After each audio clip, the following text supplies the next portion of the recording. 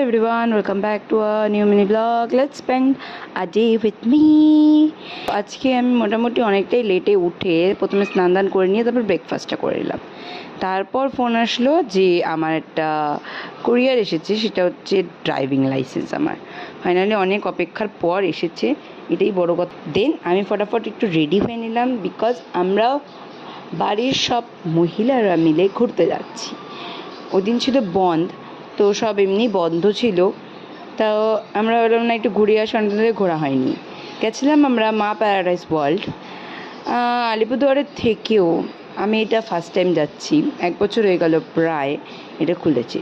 তোমরা যারা গেছো তারা তো জানোই কতটা সুন্দর, আর যারা যাওনি তারা অবশ্যই ভিজিট করতে পারো।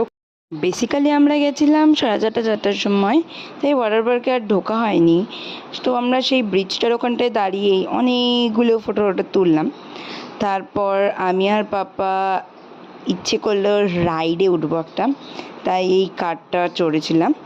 তো আমি আর বাবা সেই মজা করেছি, আর পাপাও গাড়ি চালিয়েছে, আমিও গাড়ি চালিয়েছি। তারপর মিষ্টি, দিদিভাই আর পাপা টয় ট্রেন চড়েছিল। দেন ওদের অপেক্ষা করে আমরা বেরিয়ে গেলাম। এই আসার সময় এত সুন্দর আকাশটা করেছে, তাই তোমাদেরকেও দেখালাম।